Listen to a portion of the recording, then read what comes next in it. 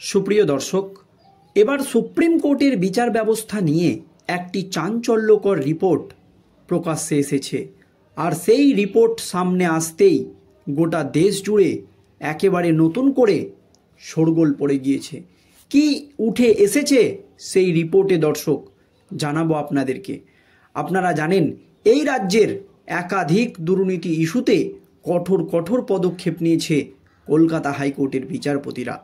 শিক্ষক নিয়োগ দুর্নীতি থেকে শুরু করে গরু পাচার, কয়লা পাচার, রেশন দুর্নীতি, এমনকি আরজিকর কাণ্ডে মহিলা চিকিৎসকের মৃত্যুর ঘটনার হত্যাকাণ্ডেও সিবিআই তদন্তের নির্দেশ দিয়েছিলেন কলকাতা হাইকোর্টের প্রধান বিচারপতি টি.এস. শিবজ্ঞানম। তারপর এই প্রত্যেকটা মামলাকে চ্যালেঞ্জ করে সুপ্রিম কোর্টের দ্বারস্থ হয়েছে রাজ্য। আপনারা জানেন, সুপ্রিম কোর্টে গিয়ে একাধিক মামলা দীর্ঘদিন ধরে ঝুলে রয়েছে। সেই সমস্ত মামলার নিষ্পত্তি হওয়ার কোনো কথাই নেই। আপনারা জানেন, সরকারি কর্মচারীদের ন্যায্য অধিকার, ডিএ মামলা, এই ডিএর মতো একটি গুরুত্বপূর্ণ মামলার শুনানি সুপ্রিম কোর্টে প্রায় 14 বার পিছিয়ে গিয়েছে। এ নিয়ে দেশের বিচার ব্যবস্থা প্রশ্নের মুখে পড়েছে যে কেন এত গুরুত্বপূর্ণ একটি মামলা পিছিয়ে যাবে। এছাড়াও 26,000 চাকরি বাতিলের মামলা দীর্ঘদিন ধরেই সুপ্রিম কোর্টে ঝুলেছিল। যদিও সুপ্রিম কোর্টের বর্তমান প্রধান বিচারপতি সঞ্জীব খান্নার হাত ধরে এই মামলার শুনানির নিষ্পত্তি হয়েছে, কিন্তু রায়দান এখনও স্থগিত রয়েছে। শুধু তাই নয়, আরজিকরের মতো নৃশংস হত্যাকাণ্ডের যে তদন্তভার স্বতঃপ্রণোদিতভাবে হাতে নিয়েছিল সুপ্রিম কোর্টের প্রাক্তন প্রধান বিচারপতি ডি.ওয়াই চন্দ্রচূড়, তারপর থেকে এই মামলা নিয়েও নানান রকম টালবাহানা বা গাফেলতি হয়েছে বলে অভিযোগ নির্যাতিতার মা এবং বাবার। শুধু তাই নয়, তারা এই মামলাকে কলকাতা হাইকোর্টে ফিরিয়ে আনারও দাবি জানিয়েছিল। আর এই মুহূর্তে তখনই সুপ্রিম কোর্টের বিচার ব্যবস্থা নিয়ে একেবারে চাঞ্চল্যকর তথ্য ফাঁস। তারপরই প্রধানমন্ত্রী এবং স্বরাষ্ট্রমন্ত্রীর হস্তক্ষেপ, যা নিয়ে রাজ্য রাজনীতিতে বটেই গোটা দেশ জুড়ে নতুন করে শোরগোল পড়ে গিয়েছে। কি তথ্য উঠে এসেছে দর্শক দেখুন। এবার ভারতের বিচার ব্যবস্থা নিয়ে উদ্বেগ প্রকাশ করল international commission of justice ICJ। তাদের রিপোর্টে বলা হয়েছে, ভারতের বিচার ব্যবস্থার স্বাধীনতা ক্রমশই কমছে। নিয়োগ প্রক্রিয়া থেকে বদলি এবং জবাবদিহিতার ক্ষেত্রে ভারতীয় বিচার ব্যবস্থায় স্বচ্ছতার অভাব রয়েছে, এমনই চাঞ্চল্যকর দাবি করা হয়েছে ইন্টারন্যাশনাল কমিশন অফ জাস্টিসের একটি রিপোর্টে। প্রধান বিচারপতির অতি তৎপরতা এবং কার্যনির্বাহী ভেটো ক্ষমতা নিয়ে উদ্বেগ প্রকাশ করা হয়েছে রিপোর্টে। ইন্টারন্যাশনাল কমিশন অফ জাস্টিস একটি অলাভজনন মানবাধিকার সংস্থা। প্রাক্তন বিচারপতি, অ্যাটর্নি এবং শিক্ষাবিদরা বিভিন্ন দেশের বিচার ব্যবস্থার গুণমান নিয়ে রিপোর্ট পেশ করেছে।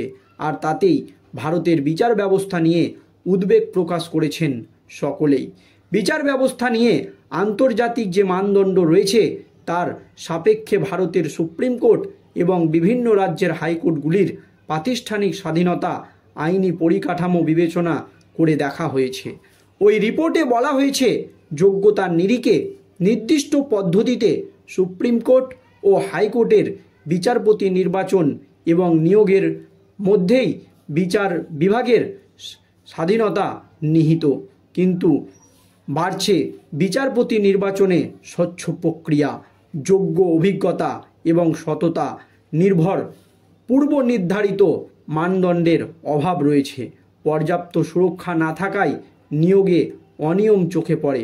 নিয়োগের নেপথ্যে থাকা বিশেষ উদ্দেশ্যেও সাংবিধানিকভাবে ভারতীয় বিচার ব্যবস্থাকে আইনসভার প্রভাব থেকে মুক্ত রাখার উপায় থাকলেও বাস্তবে প্রভাবের যথেষ্ট সুযোগ রয়ে গিয়েছে বলে উল্লেখ করা হয়েছে ওই রিপোর্টে।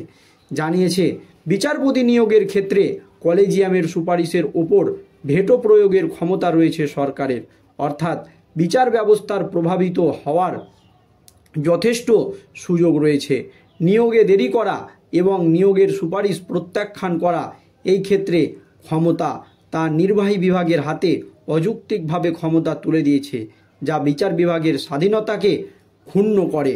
এ প্রসঙ্গে উড়িষ্যা হাইকোর্টের অবসরপ্রাপ্ত প্রধান বিচারপতি মুরলীধর, সুপ্রিম কোর্টের অবসরপ্রাপ্ত বিচারপতি প্রয়াত পলা নারিমানা এবং বরিষ্ঠ আইনজীবী শ্রীলাম পঞ্জুর উল্লেখ রয়েছে। রিপোর্টে বলা হয়েছে, বিচারপতি মুরলীধরকে সুপ্রিম কোর্টে জায়গা না দেওয়ার যে সিদ্ধান্ত নিয়েছিল কলেজিয়াম, তার বিরুদ্ধে বাকিরা চিঠি দিয়েছিলেন।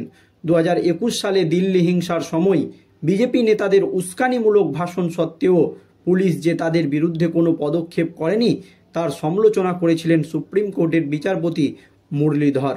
বিচারপতি মুরলীধর সেই জন্য যে রিপোর্টে বা সুপ্রিম কোর্টে কোনো জায়গা পায়নি সেই সম্ভাবনা উল্লেখ ছিল চিঠিতে। স্পষ্ট ব্যাখ্যা ছাড়াই হাইকোর্টের বিচারপতিদের বদলি করা হয়। স্পষ্ট কারণ উল্লেখ না করে জনস্বার্থে হেলিয়া জিয়ে রেখে সিদ্ধান্ত গৃহীত হয় বলে উল্লেখ করা হয়েছে ওই রিপোর্টে। সমাজের প্রতি দায়বদ্ধতা পালনের ক্ষেত্রে ভারতের বিচার ব্যবস্থা দুর্বল বলেও উল্লেখ করেছে আইসিজে। অবসরের পর বিচারপতিদের অন্যত্র নিয়োগ, গুরুত্বপূর্ণ মামলা বন্টনের যে ব্যবস্থা, তাতেও ভারতীয় বিচার ব্যবস্থার স্বাধীনতাকে ক্ষুণ্ণ হয়েছে বলে জানানো হয়েছে। এক্ষেত্রে গত এক দশক সময়কালে বিশেষভাবে চিহ্নিত করা হয়েছে।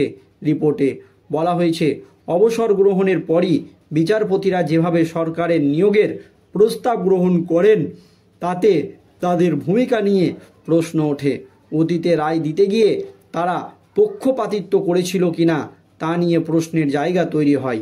কিছু ক্ষেত্রে বিশেষ কিছু মামলা এমন বিচারপতিদের হাতে তুলে দেওয়া হয় যাতে সরকার লাভবান হয় বলে জানিয়েছে আইসিজে। দেশের সুপ্রিম কোর্ট এবং হাইকোর্টগুলিতে মহিলা বিচারপতিদের উপস্থিতি যে অনেকটাই কম, মাত্র 13%, তা নিয়েও উদ্বেগ প্রকাশ করা হয়েছে রিপোর্টে।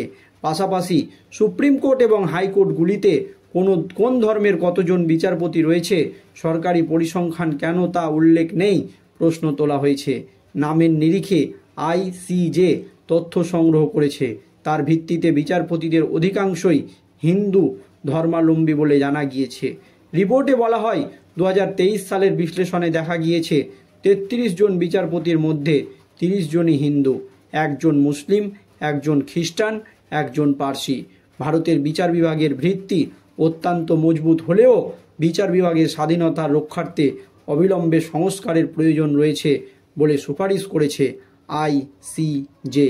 বিচারপতি নিয়োগে স্বচ্ছতার সুপারিশ করা হয়েছে, যাতে বিচার বিভাগীয় পরিষদের হাতেই বিচারপতি নির্বাচন এবং তাদের পদোন্নতি এবং বদলির ক্ষমতা ন্যস্ত থাকে। এই পদক্ষেপ নিতে বলা হয়েছে কিন্তু আইসিজে তরফ থেকে। আর এই নিয়ে এখন প্রধানমন্ত্রী এবং দেশের স্বরাষ্ট্রমন্ত্রী কী পদক্ষেপ নেয় সেই দিকেই আমাদের নজর থাকবে। ধন্যবাদ।